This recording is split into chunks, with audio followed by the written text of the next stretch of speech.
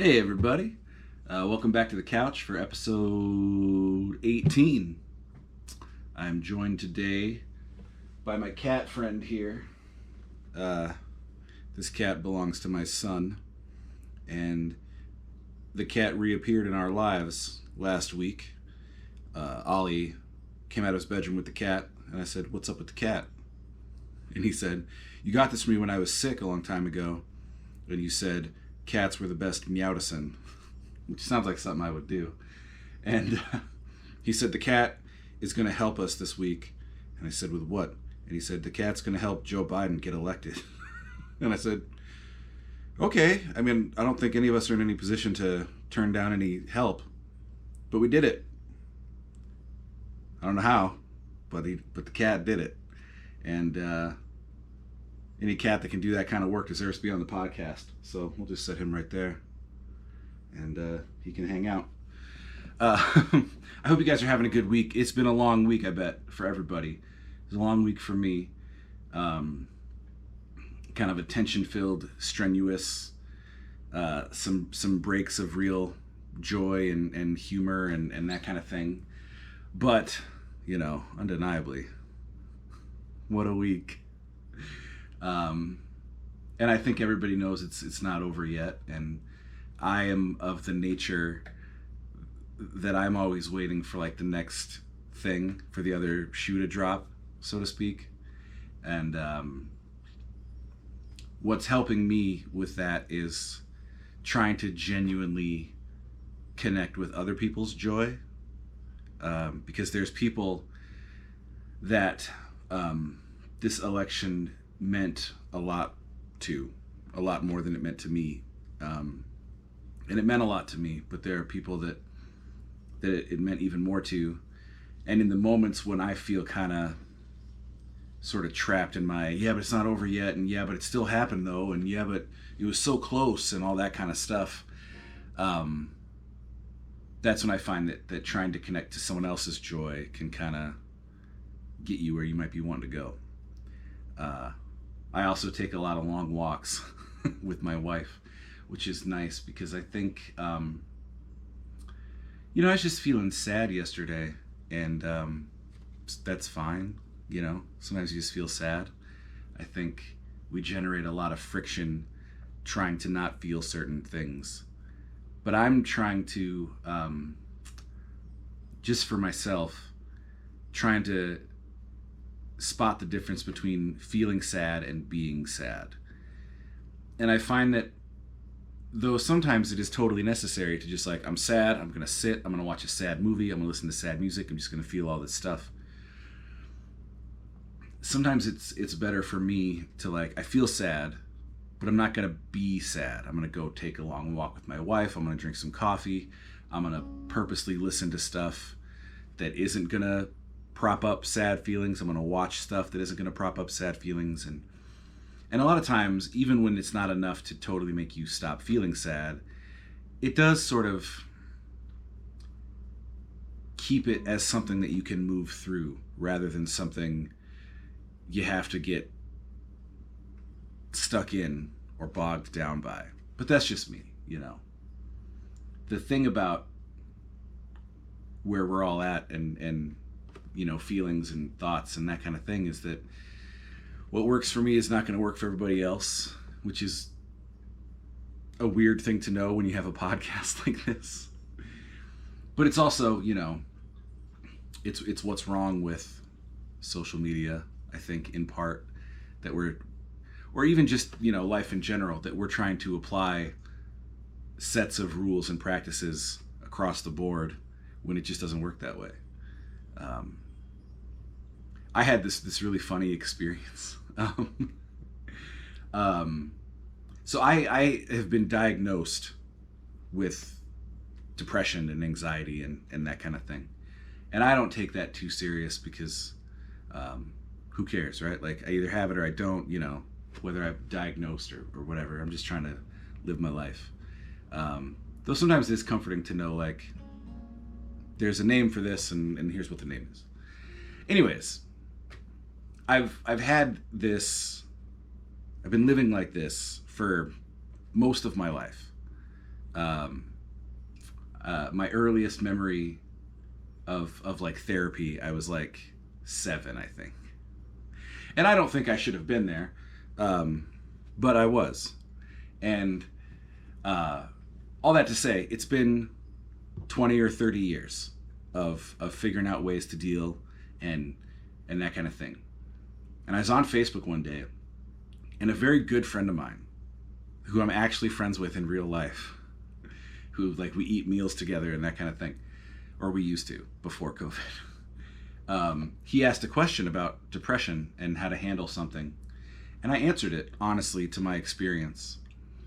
And a stranger responded to my comment and said, I just have to say, as someone with depression, this is like the worst advice I've ever heard. And it just made me laugh because their experience was something, to them, was the only one. And if they didn't like what I had to say, it must mean that it was ill-informed or inexperienced or something. And it just made me laugh. And my buddy laughed because he knows better. And, you know, it's one of the many funny things about depression. I think I've recommended to you guys before, but there's a podcast called The Hilarious World of Depression. And it deals with a lot of comedians and musicians and people talking about depression and trying to paint a full picture of it. Because there are moments of humor and levity in everything, I think. And that's a gift. When we could find them, we need to shine a big bright light on them. Because the rest of the stuff is going to come no matter what. I dealt with some yesterday.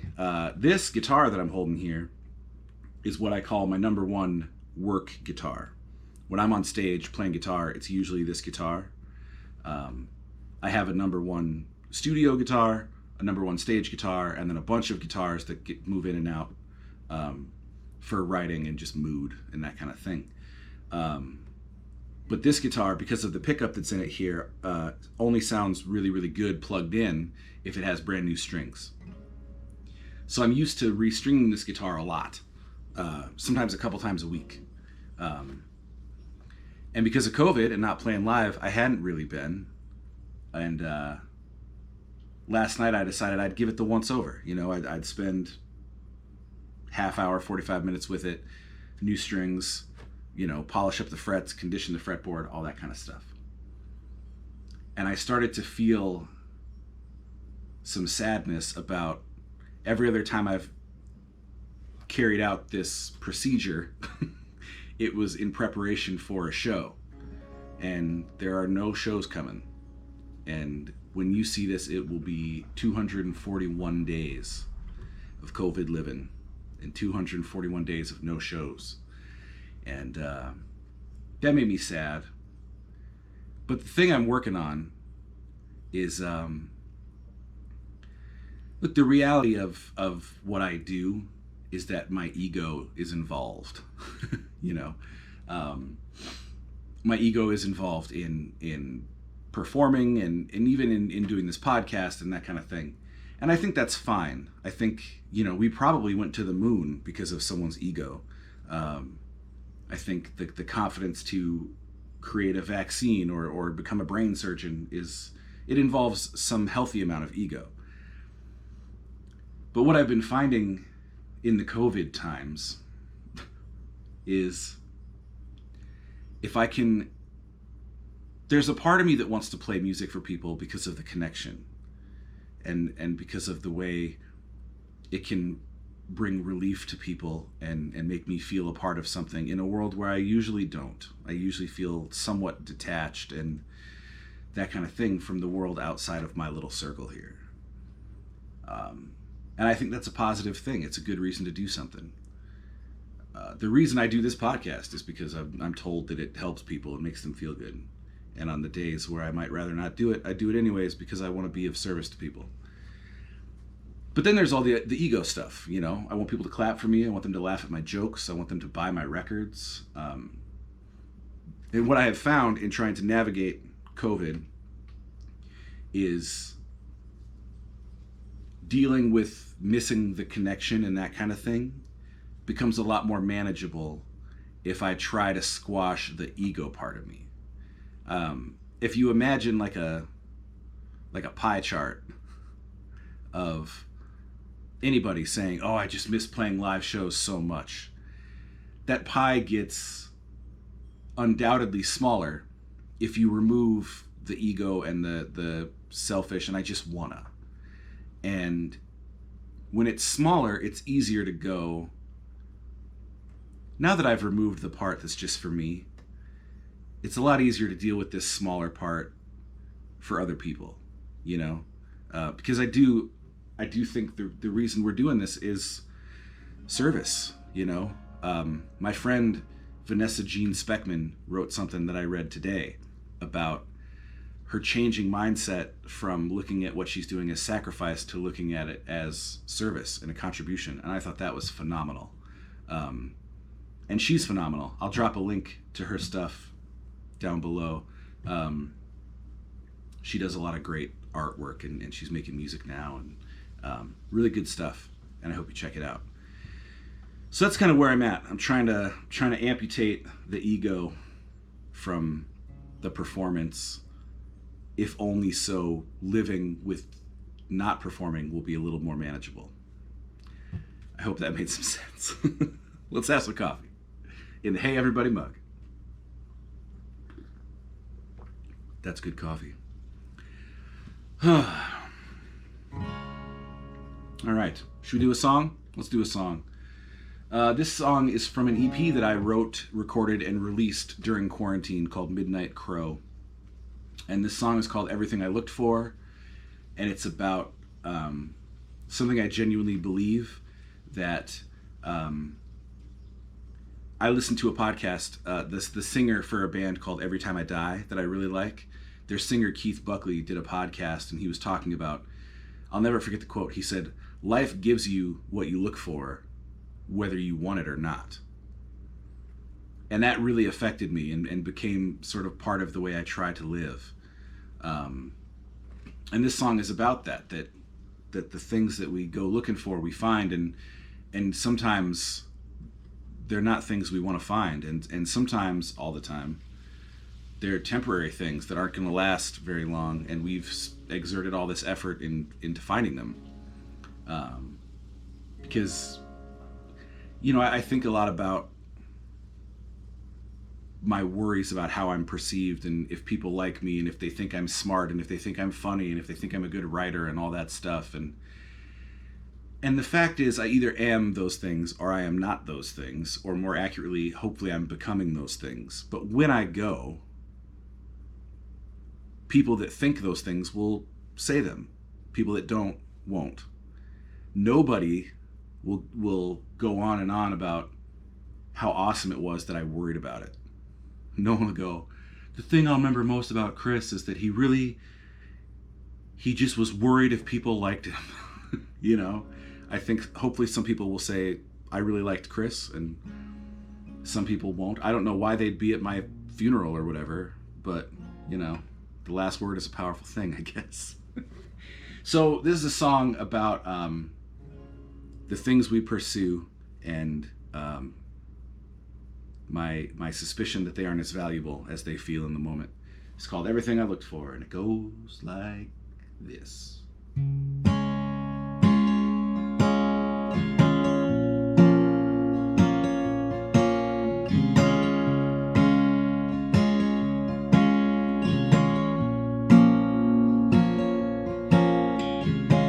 I quit worrying about the weather,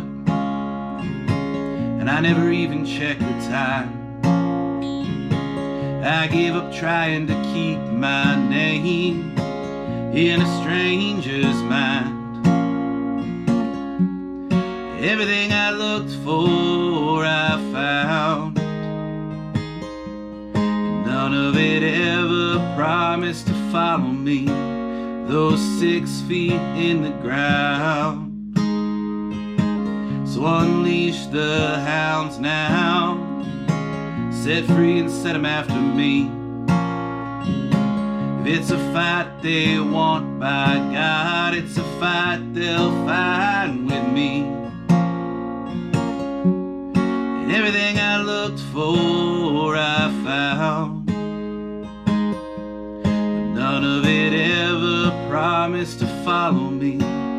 those 6 feet in the ground. And I don't want what I can't keep, and I don't need anything they can take away from me. I don't want what I can't keep now. I don't need anything they can take away from me.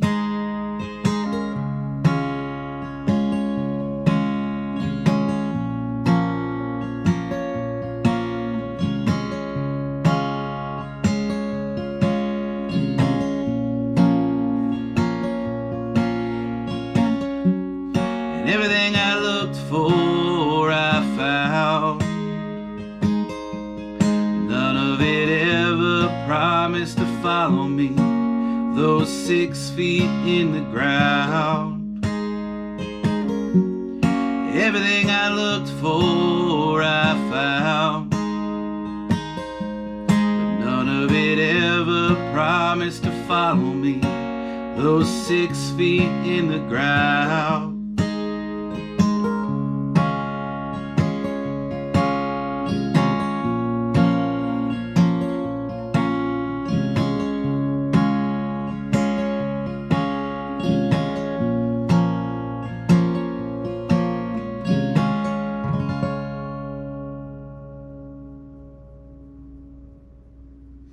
All right, now I'll tell you what, here's the deal I'm going to make you.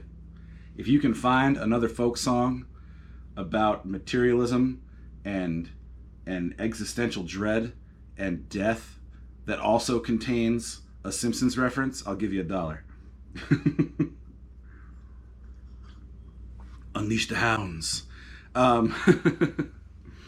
So thank you guys for listening. Thank you for being here this week. I appreciate it. I hope you're enjoying this stuff, and I hope you're finding other stuff to genuinely be a fan of. I think a lot about the nature of fandom, about my feelings about Tom Petty and Joe Strummer, and how much bigger they are than just their music, and how it becomes a separate thing. I like being a fan of things, and I get frustrated sometimes that people don't share their fandom. They don't share. You can like something so much it becomes a part of your identity, and still people won't know, you know? Or even you can just like stuff. I was listening to a podcast last night that was sponsored by a company called Dave's Killer Bread. And they were talking about this company, I guess, just makes great bread, but they hire people with criminal records, and they work with other companies to encourage them to hire people with criminal records to reduce recidivism rates. And I went to their website, and it's this great thing they're doing. It's an amazing thing. And I thought, oh my gosh, I got to share this with people. This is so cool. First we ordered some bread, and then I went on Facebook, and I said, I just heard about this company called Dave's Killer Bread. You guys should check it out. They're doing this great work with communities, and they're making a great product, and you can support that by having a tasty sandwich. And I shared it, and I got a ton of comments from people going, oh yeah, I know all about Dave's Killer Bread. It's really good. It's really, really good. I love it. It's the only kind of bread I buy. And I'm going, why did I have to hear about it on a podcast? Like, all the stuff I hear from you people about politics and religion and who knows what, Dancing with the Stars and The Bachelor. Like, tell me about what you really, really love and what you care about. Share that with me. That excites me a great deal. So again, I hope you guys are finding things to be fans of. And to the people that are fans of mine, I really appreciate that. That means a lot to me. And thank you for the support. And thank you for chipping into the podcast, for contributing to what I'm calling the Gold Family Sandwich and String Fund. I just like naming things. It's just a GoFundMe so we can buy groceries. But I really appreciate you guys chipping in. It means a lot. And it's there's plenty of stress and financial burdens and that kind of thing, but not as many as there would be, and not as many as there are for some other people. So thank you guys very much. I'm going to keep making things, and I hope you keep enjoying them. Speaking of things I enjoy, let's get into some recommendations besides Dave's Killer Bread. Check out Dave's Killer Bread. I'll put a link. It's really cool. This morning, I watched this movie, Inside Llewyn Davis, by the Coen brothers. It is one of my favorite movies of all time. And this here is the Criterion Collection edition, which we'll talk more about in a minute. But the movie itself is it's pretty classic Coen brothers. It's funny and it's dry and it's very unique and it's very subtle. And the movie reveals itself to you in a new way every time you watch it. I caught things today that I hadn't noticed before. I can't recommend it enough. It's about a folk singer named Llewyn Davis. And one of the cool things, one of the many cool things about this movie is the musical performances in the movie are both complete. You hear the whole song. And they are performed in the movie. They're not like pre-recorded. There's no lip syncing. There's one moment of lip syncing. But Oscar Isaac, who plays the main character here, he performs everything right on camera. And that really adds a lot to it. And if you get the Super Deluxo Criterion Collection version, you get several documentaries about how this was made and just about folk music in the 60s. And you get a concert film called Another Day, Another Time, featuring Gillian Welch and the Avett Brothers and Oscar Isaac and Jack White and the Punch Brothers, and Rhiannon Giddens does a song. Oh, geez Louise, it'll blow your mind. So check out Inside Llewyn Davis. Check out Another Day, Another Time. And, who doesn't love Gillian Welch? Or, T-Bone Burnett had a lot to do with this. So check it out. That's my movie recommendation. And now, to keep this thing flowing nice, because that's how much thought I put into things for you guys, here comes a record recommendation. The soundtrack to Inside Llewyn Davis. It's fantastic. It's a lot of the songs you're going to hear in the movie and some that you won't, performed by the people in the movie and other people. There's a Bob Dylan song on here. There's a Dave Van Ronk song on here. But check out Fare Thee Well by Oscar Isaac and Marcus Mumford. I think you will dig it. And really great. And it's nice to put on a soundtrack now and then where you get sort of multiple artists and that kind of thing. It's a nice little... Sometimes when we're hanging around the house, I put it on last night, and you just get a lot of variety, and it's very cool. And then finally, we have a band called Casino. This record is called King Prince. Casino is basically, nowadays, I believe his name is Nick Torres. I should have looked this up. You can find out right now, right in front of you guys. How professional would that be? He used to sing for a band called North Star, and they were fantastic. And their strong suit, in my opinion, was his writing. His lyrics were phenomenal. And he carried that right into the more folk leanings of this band, Casino. And I highly recommend them. And there are no liner notes. There are lyrics, though. Look, the point is, I'm pretty sure it's Nick Torres, and I'm positive it's phenomenal. So give it a listen. Check out the title track. It's called King Prince. I think you'll dig it. If you have dug the other things I've recommended, you'll dig that. And I do try to go out of my way to recommend stuff to you guys that you might not already know, because that's kind of the fun. All right. I think that ought to do it. Thank you guys for the kind words about last week's episode. I know it was a weird one. It was a weird circumstance to be releasing an episode. And it means a lot when stuff works, I'm working really hard to not worry about numbers and how many people saw this or how many people listened to this song or how many whatever. I'm working hard on why did I make it, and did anybody experience it the way I hoped that they would. And last week's episode I made in the hopes of comforting people and giving people a place to sit and wait. And apparently that's how it was received, and that means a lot to me. So thank you guys very much. I appreciate it. And as always, it's been a pleasure. Music and laughter and talking are the best meowdicin. I love you guys. We love you guys, don't we? You're not gonna answer me, are you?